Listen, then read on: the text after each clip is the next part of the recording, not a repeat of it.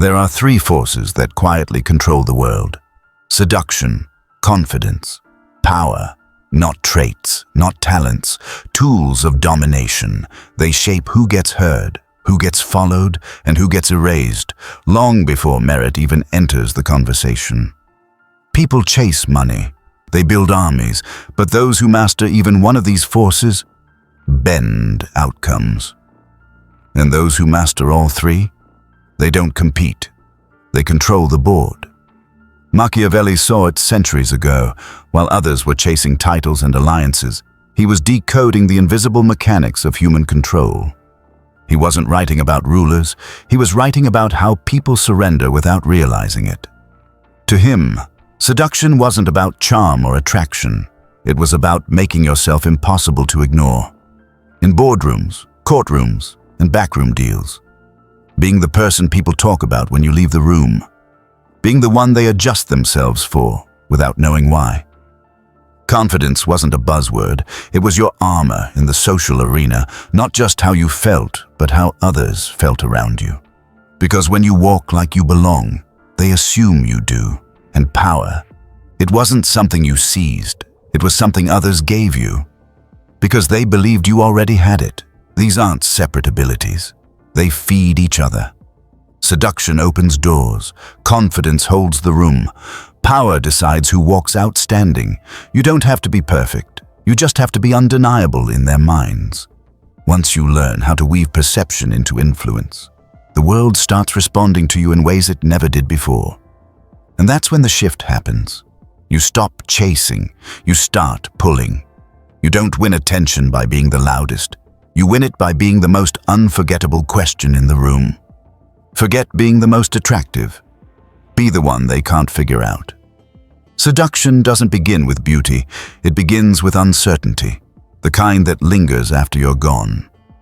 Machiavelli didn't define desire as a reaction to pleasure. He saw it as a byproduct of tension, the pull of the unknown, the ache of the almost.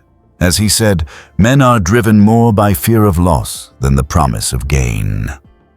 That's the heart of real seduction. You don't hand yourself over, you become something they might lose before they ever get it. So what does this look like in real life? You don't always reply, even when you want to. You don't over-explain, even when you're misunderstood. You show up with presence, but leave before they've had enough. Let them wonder. Let them replay the moment. Let them feel your absence like a tension they need to resolve. Speak just a little less than expected. Hold eye contact, then break it first. Smile, only when it means something. Don't give warmth like it's free. Make it earned. And when you do speak, let your silence carry more weight than their words. Because here's the truth. People don't obsess over what's obvious. They obsess over what feels just out of reach. The more fully you give, your attention, your approval, your vulnerability, the faster you become ordinary. Seduction isn't an act. It's not performance. It's not flattery. It's a strategy of scarcity. Be seen less, be felt more, and never give them everything. That's how you stop being an option and start becoming the standard. Confidence isn't found. It's crafted. You were told it comes from success, from applause, from being accepted. That's a lie. Machiavelli knew the real source: performance. Confidence isn't a feeling, it's a decision. You don't wait until you feel ready. You move as if you already are, and something strange happens. People believe what you show them, then you start believing it too. That's why certain people walk into a room and command attention before saying a word. Not because they're famous, not because they're loud, but because their posture says, I don't need you, but you might need me. They've mastered the most silent form of persuasion, presence. As Machiavelli warned, everyone sees what you appear to be. Few experience what you really are. So you control what they see. Here's how. Take up space. Don't fold yourself in. Command room physically. Slow your movements. Quickness is anxiety. Stillness is control. Speak last. Let silence work for you. Let others feel the need to impress, Touch deliberately, a glass, your sleeve, your collar. Calm hands show a calm mind. Never justify. The moment you explain too much, you drop the frame. Because real confidence isn't loud. It's lethal in its quiet. It's the kind of energy that says, I've already decided who I am. You're either on board or irrelevant. Even if you're unsure inside, even if your thoughts are racing, your behavior becomes your weapon. Repeat the performance long enough, and the mask fuses into your skin. You don't fake confidence to fool others. You fake it long enough to become it. Power doesn't begin with aggression. It begins the moment you stop reacting. Because the most feared person in the room is the one no one can read. Machiavelli understood something cold and precise. You don't need to be loved. You don't even need to be feared. You need to be respected at all costs. And that respect, it's not given, it's triggered by how you handle your emotions, especially when pressure hits. This isn't self-help. This is psychological warfare. You want to influence someone? Make them feel respected. They'll follow your lead. Make them feel seen. They'll protect your reputation. Make them feel slightly beneath you. They'll obey, then smile while doing it. But you can't do any of that until you master yourself first. Your emotions are your tell, your exposure, your leverage point. Show jealousy. You've just confessed inferiority. Show desperation. You've shown dependence. Show outrage. You've surrendered control. Show admiration too quickly. You've dropped your value. This is how average men lose their edge. They flinch. They explain. They crack. The Machiavellian does the opposite. When provoked, go cold. When praised, stay still. When disrespected, look at them like they embarrassed themselves. Reactions reveal your rank. But silence? That's dominance without lifting a finger. It creates tension. It builds uncertainty. It makes others watch you like they're waiting for an explosion that never comes. And that uncertainty? That's power. Not the kind that screams, the kind that haunts. In every interaction, someone reveals, someone studies. Be the one who studies. There are two kinds of people. One talks too much. They explain, reveal their next move, overshare to feel liked. That's the fly. The other speaks rarely, smiles faintly, asks sharp questions, reveals nothing. That's the spider. The fly craves connection. The spider creates traps. Machiavelli never promoted brute control. That's clumsy. He taught something quieter and far more effective. Subtle control, webs of perception. Here's how you build them. Compliment with double meanings. Praise that creates questions, not comfort. Ask questions that reveal their ambition, not their story. The more they talk, the more they expose. Mirror their body language, without words. Let them feel connected without knowing why. Withdraw just as they feel close. Make your absence louder than your presence. Let them feel in charge while walking into your trap. The goal is not control through force. It's influence through suggestion. Let them tie the knots themselves. And when they're finally entangled, don't pull, don't pounce. Just observe. Let them feel safe. Let them think they're winning. That's the final thread. By the time they realize what's happened, they'll be asking how they got here, not who put them there. This isn't charm. This isn't manipulation. This is seduction, sharpened into strategy. This is psychological warfare, perfected. You've learned how to shift perception, how to look powerful, sound powerful, feel powerful. But now, we go deeper. This is where power stops being a performance and starts becoming your nature. You're not here to pretend anymore. You're here to become the force others adjust themselves around. This is internal mastery, not what you project, what you command from within, because anyone can look confident when things go right. But the game changes when you're tested, ignored, insulted, challenged, dismissed. Most people flinch. They over-explain, raise their voice, defend their worth. But a Machiavellian mind doesn't react. It absorbs. It selects its moment. A wise prince should attract attention by his conduct, not his words. That's not just a quote. It's a strategy for psychological dominance. When insulted, let the words hang in the air like smoke. Then smile, just enough to unsettle. When praised, stay still. Don't give them the satisfaction of affecting you. When rattled, delay. Let the pressure age like wine. Let time become your filter, your weapon. This isn't detachment, it's discipline at the highest level. You become unreadable, a closed vault, a quiet storm, and people feel it, even if they can't name it. They begin to fear disrespecting you because they don't know your limit, crave your approval because you never give it cheaply, dread your silence because it feels like judgment they can't interpret. You're no longer performing confidence. You are confidence. You've stopped reacting to the room. Now the room reacts to you.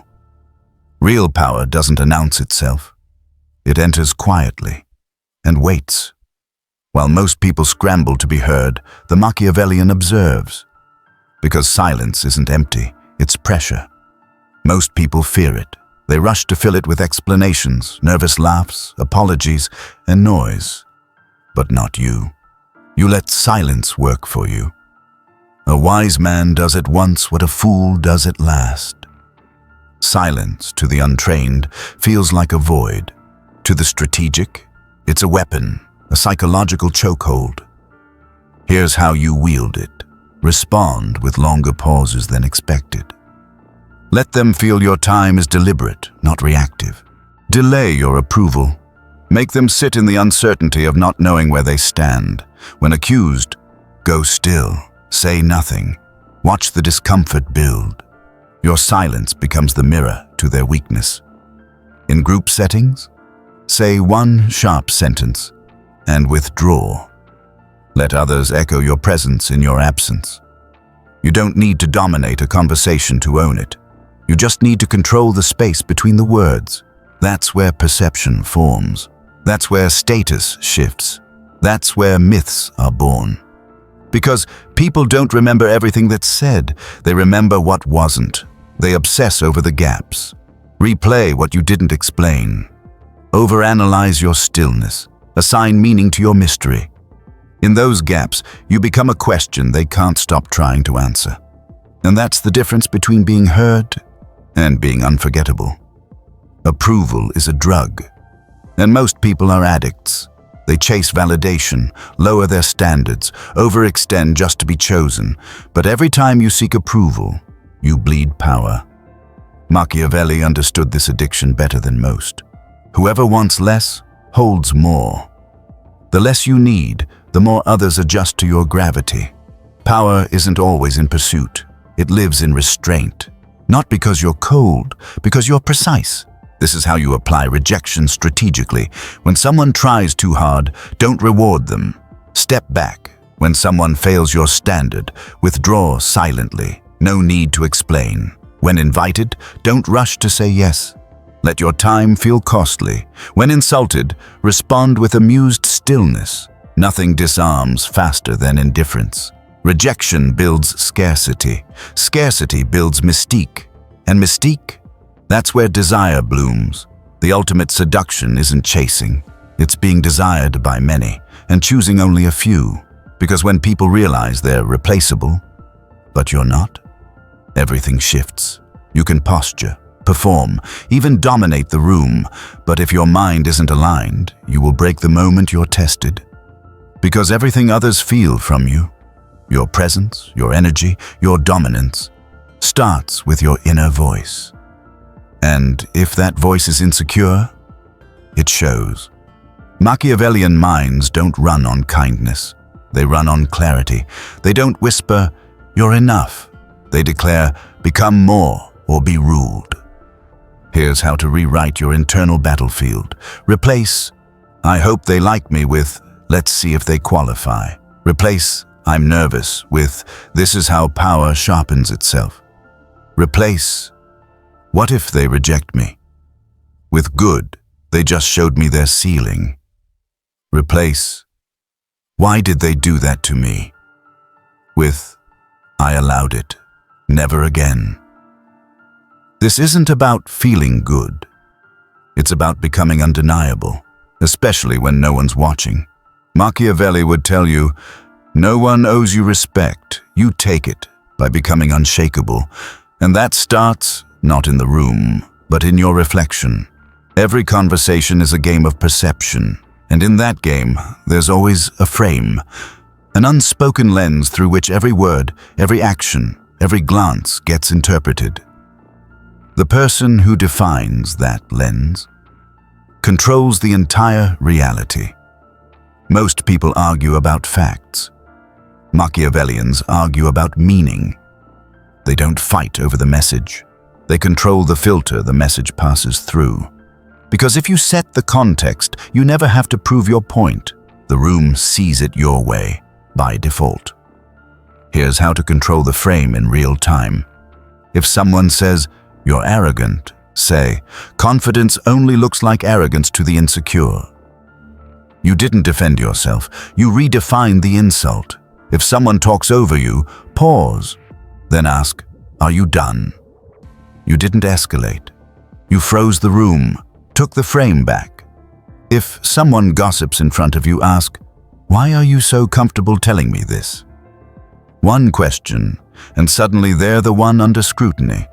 This isn't about being clever. It's about being so rooted in your own reality that others feel lost until they align with you. Never step into someone else's frame. Break it. Or better, build your own. Because once you do, you're no longer reacting to the world. You're authoring it. There's a type of presence that shifts the chemistry of a room. He doesn't talk much. He doesn't explain. He doesn't chase the spotlight, but everyone notices when he enters and watches carefully when he leaves. He smiles while others panic. He listens fully, but reveals nothing. He moves slowly, speaks rarely, watches everything. That's not confidence. That's something stronger. That's fortress energy. Machiavelli once said rulers must build physical fortresses. In modern life, your mind is the fortress. Your stillness is the moat. You don't build it to attack. You build it so others hesitate to try. How do you radiate it? Be deeply comfortable in solitude. If you need the crowd, you're not dangerous. You're dependent. Don't overshare. Your wounds aren't for trust. They're roadmaps for manipulation. Train in silence. Read. Build. Plot. Let them assume you're idle while you sharpen the blade. Master your micro-reactions. When something surprises you, pause. Let your face reveal nothing. Because here's the truth. A fortress doesn't announce its strength. It makes others doubt their own. You don't intimidate by speaking louder. You intimidate by needing nothing. This is the energy that makes people second-guess their approach, makes them rethink their tone, makes them respect you without knowing why. It's not loud. It's not performative. It's presence, made of steel and silence. This isn't about influence anymore. This is about immortality, not in the literal sense, but in the only form of immortality that truly matters, psychological permanence. Where your presence outlives your words, where your silence speaks long after you've left. You don't want to be liked in the moment. That's temporary. You want to be missed when you're gone. To become the one every future encounter is compared against and never quite matches. That's power in its rarest form. You become their internal standard. How? When you leave with mystery, not closure. Let them wonder, let them ache. When you arrive, be unlike anyone they've ever met. No mimicry, no noise. Just something they can't define, but feel. Speak less, see more, reveal nothing. And when you do speak, make it a feeling, not just a sentence. Make them experience.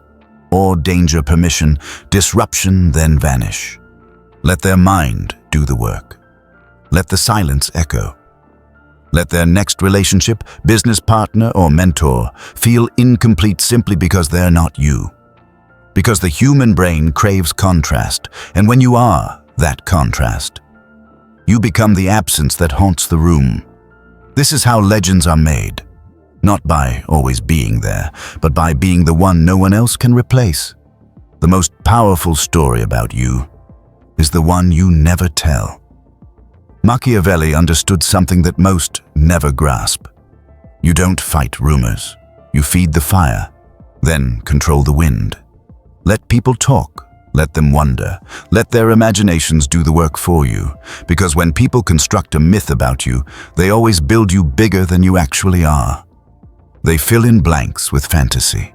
They project their hopes, fears, and insecurities onto your silence, and that's exactly what you want. Here's how to cultivate myth like a master. Drop intriguing hints, then pivot. Never let them pin you down. Let others overhear praise. But never say it yourself. Make admiration feel discovered, not delivered. Never over-clarify. Mystery is a magnet. The less you say, the more they search. When accused falsely, smile. Not because it's true, but because it unsettles them more than a denial ever could. Control the inputs. Leave the rest to human nature. Because once people start building your legend for you, it becomes untouchable. You're no longer a person. You're a feeling, a symbol, a contradiction they can't solve. And here's the truth. Myths aren't owned by you. They're owned by the audience. And that's why they spread. That's why they last. You don't need to tell the world who you are. You just need to give them enough shadows to build the shape of something unforgettable. At first, you wanted to be seductive, then confident, then powerful. But now, it's time to stop chasing traits and start becoming the source of them. This isn't about looking like you have power. It's about becoming something people associate power with. You're not someone who acts seductive. You are seduction. You're not someone who displays strength. You are the standard others measure strength by. You don't play the king. You become the idea of kingship, not someone to admire, someone to model, an archetype, something that shapes behavior just by existing, because once people begin to see you this way, they shift automatically. They speak differently around you. They adjust their tone, their posture, their words, without even realizing it. They don't resist. They orbit. They adapt.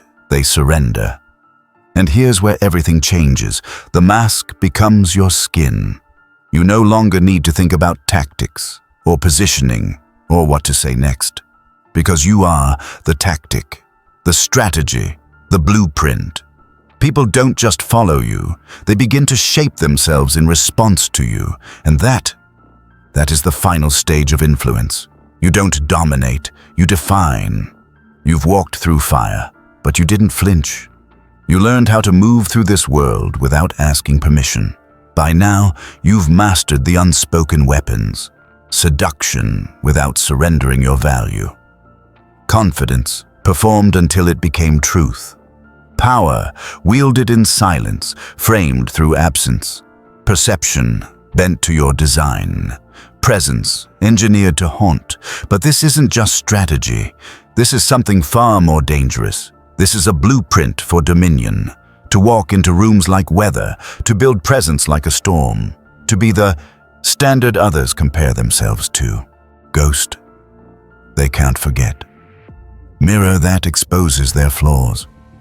Myth, they retell to explain their own story. You are no longer chasing influence. You've become the force that pulls it in. You are no longer the seeker.